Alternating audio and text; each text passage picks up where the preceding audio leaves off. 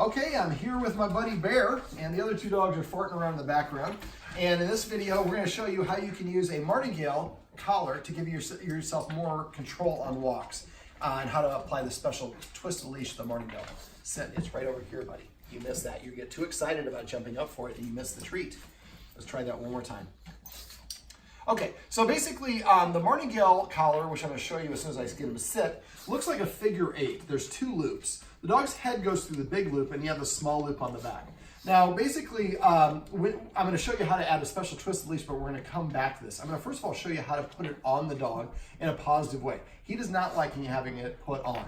So if you see, if I try to put it on him, and he's a puppy mill survivor, so he's used to putting his teeth on people. Frankie, I'm going to ask you to come over here as well, buddy. Frankie, come here, buddy. There we go. Yes, you're going to have to go and hang out with Daddy a little bit. Whoops. This is why, yes, pug head. Yes. All right, so now if I want him to do this, what I'm going to do, Frankie, come here, is you're going to go hang out on your dad's lap for a second. Can you do that? Perfect. Whoa. Oh. He's a wiggle bug. So, okay. Yeah, just all right. Put him down on the couch or something. There we go. Yeah. All right, so now what I want to do, and one of the other issues, he's got an ear infection, and when the guardian wants to put his eardrops in, he likes to bite her hand because it hurts, and it's sensitive for dogs to have somebody put, the ears are a very sensitive body part. So I'm going to show you a couple things that will help with that. Now, first of all, in order to get, I'll start out with that. So basically what I want to do is, this is called a conditioned emotional response. If you can hold on to him for me, please. Thank you. All right, so I want him, first of all, to have a positive association with this. If we only put it on him, it's very invasive, and we're putting it on his head, and we're grabbing him, it's an unpleasant experience for the dog. So what I'm going to do is I'm going to have some high-value training treats. Now, because he's a little guy, I'm tearing these Tricky Trainer chicken liver. Chicken liver is my preferred training treat it's a high-value item, and it has a great smell, and dogs really like it. So what I want to do is I want to create a positive association. As a dog behaviorist, what I do is I try to eliminate or break things down into individual steps or small bites and help the dog practice each individual bite. So first one I'm going to do is I'm going to put you over here, buddy. I'll give you one of that for free. All right. Now, he doesn't know how to sit. We actually just taught him how to sit. Let's see if we'll get another sit from you, buddy. Oh, that's not it. All right, and he doesn't necessarily have to sit. We just want the dog in the front. I have a bunch of treats in this hand, and I've got whatever the target is in this hand, in this case, the collar. So what I'm going to do is I'm going to show him the collar and take it away and drop a treat. Show him the collar, drop the treat. So he only has to look at it. He doesn't have to have it on. Collar, treat falls from the sky. I'm going to do this for about, anywhere from usually 5 to 15 treats, and you see he's looking at it right away. Now, the next stage is I hold it here, and wait for him to lean, and then I drop a treat. So now he's touching it with his nose, and it goes away. Now, if he doesn't, then I pull it away. There you go. Touch, and a treat falls from the sky. Okay, so when we're doing this for his eardrops, what I would do is I'd hold the thing up, and then when he looks at it, drop the treat, and pull it away. Keep on doing that until he gets used to it. Now, for the eardrops itself, this touching of the ear, he's not going to be a fan of. So one of the things I would do is I would take a high-value training treat like this. I'm smashing it so it's like flat like a pancake. And I will let him nibble on it while I mess with his ear. Okay. So this is a little counter conditioning. And so I'm creating a positive association. You're getting these really high-value training treats while they mess with my ear. And so eventually, you'll be able to do one of these and have him chewing on one of these. The Automax only takes a second. It's like 1 or 2 drops, if I remember. Yeah. So I go like this and drop it in there. And now, if he retorts to it, you might pull just have the cap on because it has this long tube. And you might just have him chewing on one of these things and then touch his ear with it and pull it away. And then touch it a little bit more. And you do this frequently without putting the stuff in there. So he just gets conditioned and used to it. It's like, oh, and you can come up with, this is a temporary thing, but if it's a muzzle or a collar or something like that, I might come up with like dress rehearsal or dress up or, a word that means whatever it is. All right, now to have him, if you have a dog that doesn't like to put the collar on, and I try to just force it on him, he's going to resent it, he's going to back away. Actually, that was pretty good, he didn't. But normally the dog will. So what I do is I take the high-value training treats, and Frankie, you're in the wrong spot, buddy. We're going to have to go over there. Sorry, buddy. All right, so what I'm going to do is I'm going to hold this, and I'm holding my treat through. You definitely can't go in there. All right, buddy. Nope, you can't be in the shot, buddy. Come here. Come here. There you go. All right. So he didn't have to even put his nose in. The treat is going through it. Okay. Now I'm going to hold it parallel, He's got to stick his nose in a little bit, and something good happens. And now he's got to stick his nose even further in. Loki. Loki, you're definitely in the wrong spot, buddy. All right, and let's see if we can do it with disco on this last one. And we slide it over. Wow. So that creates a positive association, and I must say the green really pops on you. It does really.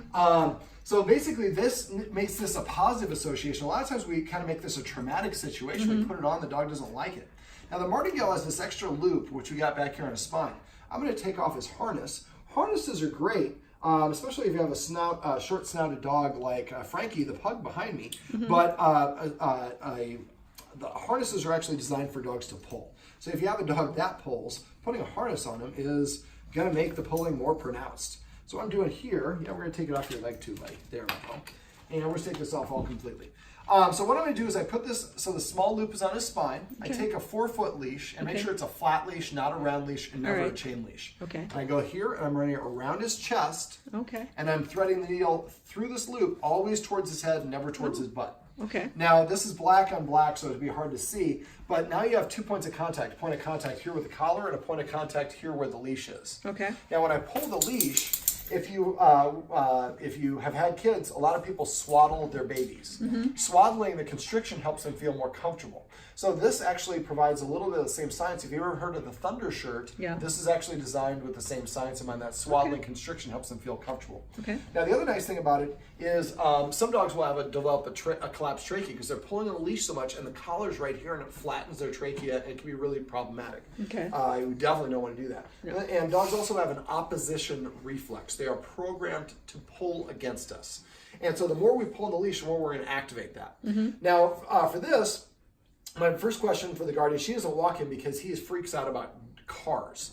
Now, if he does see a car and freaks out, the guardian has a lot more control of him with this one because you can pick him up off the ground. This is what almost every humane society in the country uses because they don't have time to train a dog to walk with a loose leash, but they have to walk it. Right. So we might need to set up a session to work on BAT or behavior adjustment training for the cars. I think so. And we'll see how it goes. But I want the guardian to be able to start exercising him, and this will give her a lot more control. Right now she can't control him on a walk, which is why he doesn't go.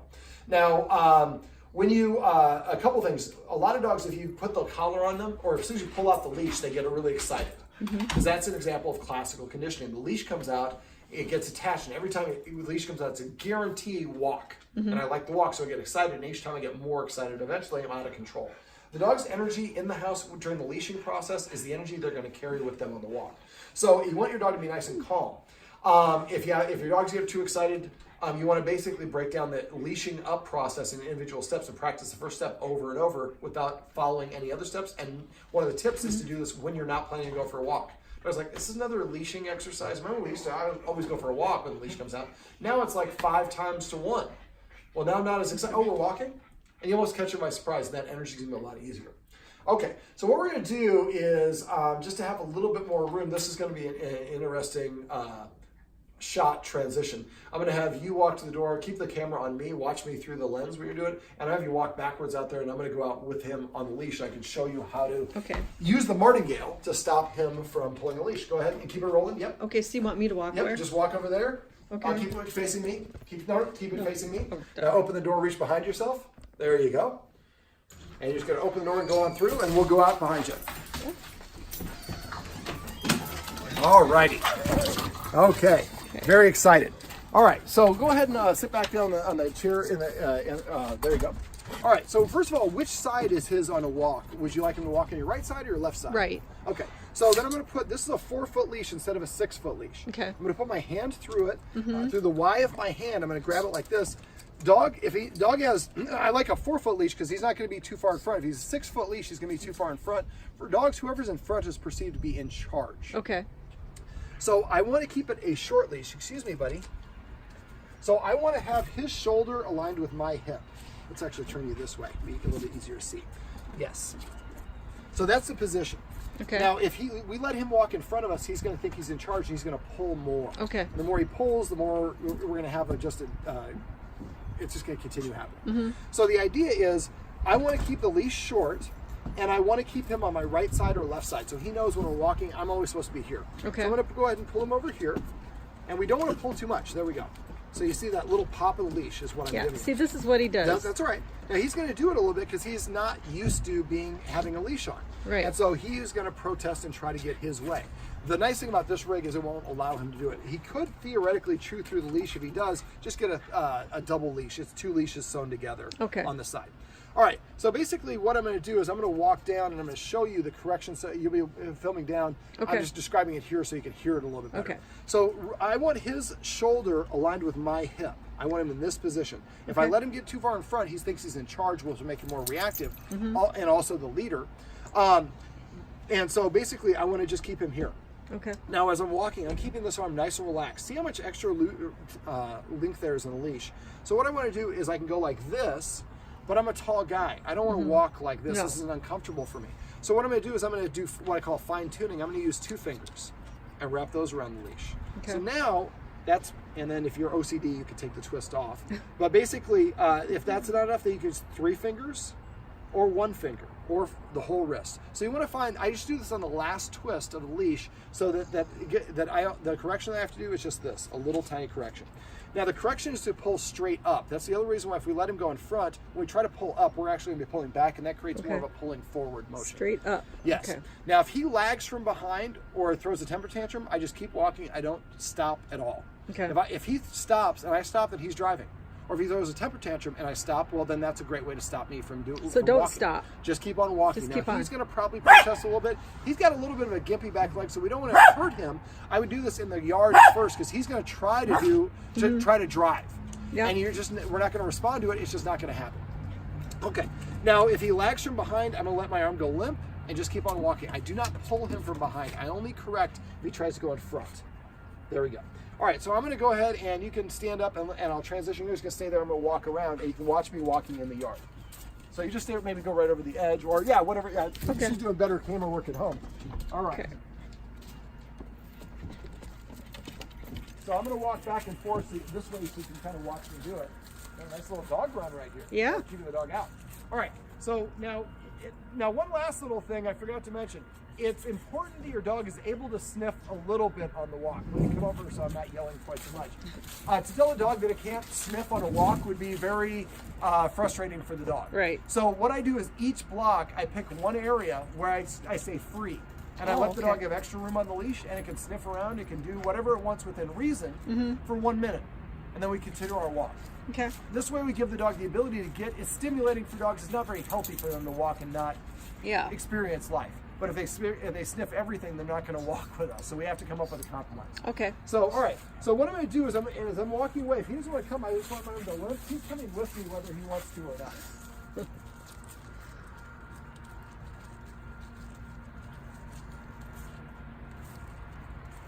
And he's going to do this little wild man thing. So I'm just going to walk and let him get it out before we start doing this. There we go.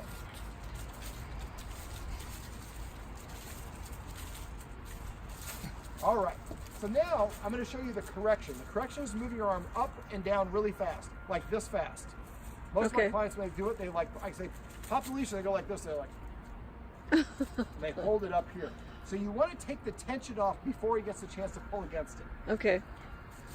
Up, up.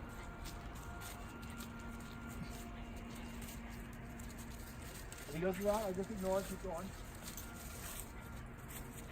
I never pull unless he tries to go in front. That's the only time I put any tension on the leash. The rest of the time, I'm just walking and letting my arm go loose like a noodle.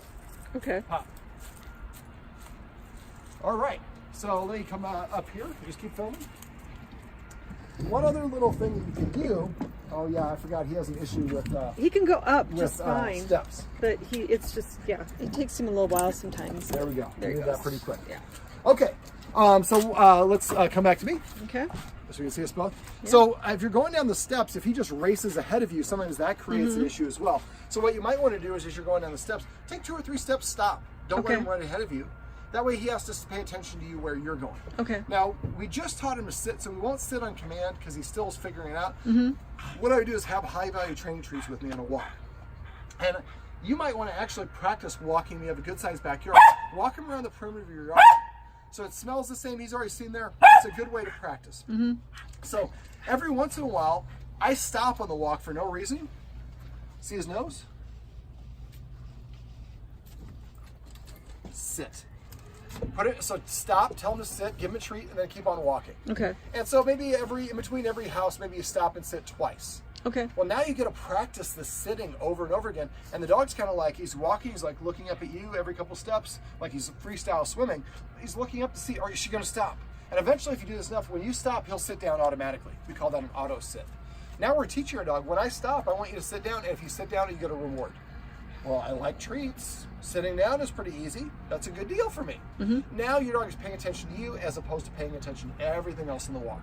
Now, last thing for you is specific is because your dog is reactive to cars and you live right on a busy street, it's hard because he's going to be wanting to lurch at all these cars. So what you might want to do is just to practice this without getting him too worked up, is put him in the car, drive him to the park, so you can walk around the park without that car, because dogs get better at anything they do. They're essentially practicing at reacting to the cars. That's why I might have to do some or behavior adjustment training. Yeah. So when you do the special twist of the martingale, you put the small loop on the spine, you run this leash down and back up behind both front legs so it's in the armpits. A lot of people go this way, and it goes between one leg, you go around the complete chest, and then always go through the loop towards the head.